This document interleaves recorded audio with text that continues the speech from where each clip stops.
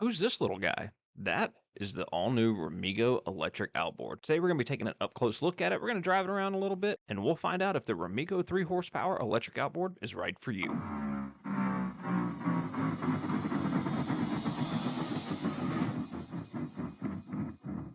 So I'm sure you're not surprised, but the Remigo comes in a box. It's a cardboard box, and it's got foam in it, which is nice. Now, this particular model is actually called the One. Remigo is the name of the company. This is the One outboard. And the reason they call it the One is because it does 1,000 watts, which is roughly about, depending on who you ask, the equivalent of a 3 horsepower gas outboard. If you're one of those people who likes to argue with random people on the internet, now is your golden opportunity. Go down in the comment section, find a random stranger, and argue about how 1,000 watts is not equivalent to 3 horsepower. I need a good laugh today. Go for it. So let's cover the specs, the details. Let's go over the important stuff. Remigo claims this 1,000-watt electric outboard is going to push my boat at 5 knots, which is about 5 miles an hour for people who are not sailors. We're going to find out if that is true or false here in just a little bit. The Remigo 1 operates on a 36-volt system, has a maximum propeller speed of 1,200 RPMs, and the cool thing about it is the battery is actually inside the outboard. There's no external battery whatsoever. So when you want to charge it, you just plug into the outboard and away you go. And it includes a standard wall charger for 110 volts and charges in roughly 5 to 6 hours. They also make a DC to DC 12-volt charger if you want to charge it from a 12-volt battery in your boat, and they make a fast charger which will charge the battery in about 3 hours. Now, the battery that's inside this outboard has 1,085 watt hours. For people who don't read watt hours like me, that is 30.14 amp. So about 30 amp hours is the capacity of this battery. And Remigo says that this battery at full speed will last for roughly an hour. And in my testing, which we'll see here in just a little bit, I found that to be pretty accurate. Around an hour and 5 to an hour and 10 minutes was my average. Now you can get more runtime out of it by running a lesser speed. And to run a lesser speed, you just need to push a couple buttons, which is something very interesting about the Remigo 1. It doesn't have the throttle buttons where you think they would be. They're actually on top of the outboard. For me, it was a little odd at first. Took a little getting used, but after using it for a day, I felt pretty comfortable with it. You would think with the battery inside of the outboard, this thing would be kind of heavy. It's really not. Just the motor by itself with the battery inside weighs 26 pounds. With the detachable transom mounting bracket, it jumps up to a total weight of 32 pounds, which is not bad for a 3-horse electric outboard. And we'll be comparing it to some of the other ones on the market here in just a little bit. Right now, it only comes in this version that you see here with a tiller steer. And the tiller is lockable and it does tilt. And that locking feature is helpful for people with keel boats or sailboats that want to steer with their main rudder on the boat and not with the outboard. You can lock it into a fixed position, which would be straight, and remotely steer your boat with your own installed rudder. Now, it does have a manual trim. It's not electric. You will have to adjust it manually, but it has 4 positions. But one really cool feature that I like is that it has an adjustable shaft length. By taking the bolts out of this locking collar, you can adjust the collar up and down to get shaft lengths from 15 inches all the way up to 23 inches, which means this one little outboard will fit a lot of different boats. Another interesting fact about the Remigo is it doesn't come from a factory in the land of egg rolls. It actually comes from this other random country in the middle of Europe that nobody knows about called Slovenia. So yeah, that's different. I don't know a lot about Slovenia, but I can tell you that the people that manufacture the Remigo in Slovenia take a lot of pride in appearance. Because this thing looks pretty slick. With this white powder coated paint, all aluminum construction, it feels very beefy and seems like it's going to last for a long time. The only thing I wasn't super crazy about is the Remigo logo that goes down the side of the outboard is put on there with vinyl stickers and not paint, which I guess could be kind of a positive because if you don't like the giant Remigo sticker down the side of the outboard, you could always just peel it off. So what is it like to drive the Remigo 1 electric outboard? It's alright.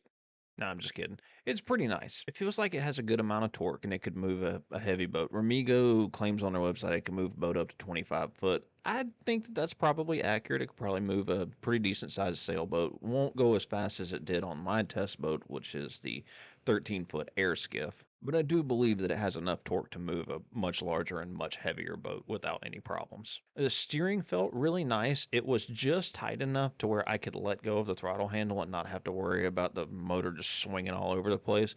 But it wasn't so tight that I felt like I had to give it a lot of force to move it back and forth and steer it. It had no vibration that I could feel in the tiller handle, which is probably because of the direct drive brushless DC motor that it has on the lower unit. It got up to speed pretty quick, and speaking of speed, what was my top speed on this boat? Now me, I'm a very well-fed human being, and with me at about 250 pounds, I was able to get a max speed of 5.6 miles per hour, but my average cruising speed was around 5.4, 5.5.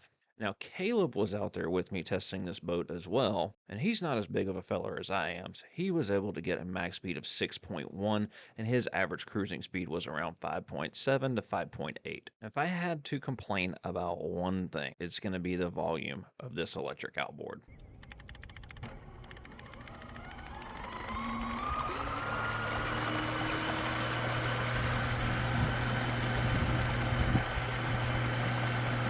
I've spent a lot of time with the Newport NT300, and I've spent a lot of time on the e-propulsion Spirit, and the Remigo is a little bit louder than the other two. Now, saying that this one is a little bit louder than other electric outboards is like comparing two mouse farts. They're all really quiet. It's nothing like driving a gas outboard. But for total honesty and transparency, the e-propulsion Spirit is the quietest out of all the electric outboards I've ever tested, with the NT300 not far behind it, and then this Remigo just a little bit on the louder side. Would that stop me from ever buying one? No, not at all. It's got too many good things going for it, and for even the little nitpicky stuff that I talked about in this review, I would still absolutely go out and buy one of these. And now for the big question, how does the Remigo stack up against the competition? Well, the two main electric outboards that are its direct competitor is going to be the Newport NT300 and the e-propulsion Spirit, and they're all going to be comparative on different factors. So let's take a look. The Remigo 1 and the e-propulsion Spirit both share the same output. They have 1,000 watts of output.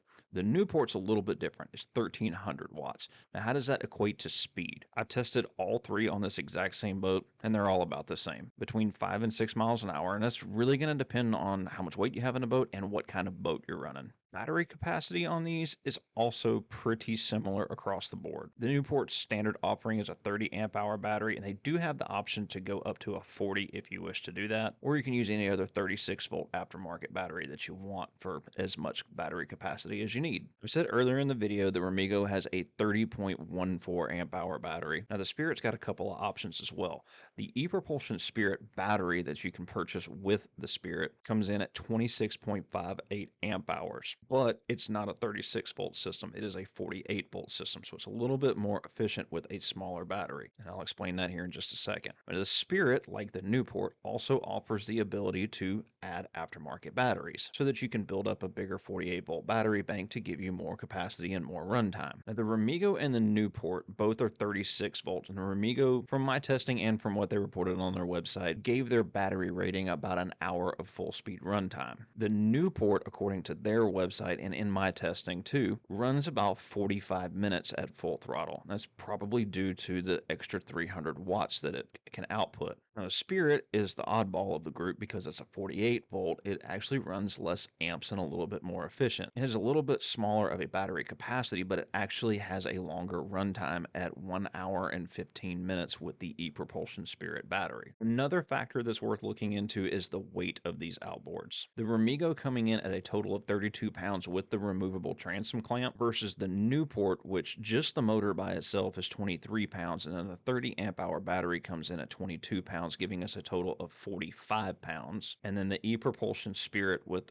also a 23-pound outboard battery only weighs 19 pounds, giving us a total of 42 pounds. So there's a significant difference in the weight of the Remigo versus the other two. It's a lot lighter. And last but not least, it's going to be the big one, the price. As of July 2025, the current price for the Remigo is $2,999, so right at $3,000. The Spirit, exact same price, which leaves us with the Newport. It's a heck of a lot cheaper at $2,099.97. Now that's for the 30 amp hour battery. If you want to get a bigger battery, it's going to cost you a little bit more. So which of these three extremely popular electric outboards is right for you? Now, that's really up for you to decide, but I can tell you from experience, they're all pretty awesome. I'd take any of them any day. Where I think the Remigo shines the most over the other two offer is the portability and that compact lightweight package that it comes in. It's an all-in-one system. It's lighter than everything else. It's easy to carry, easy to take on and off the boat.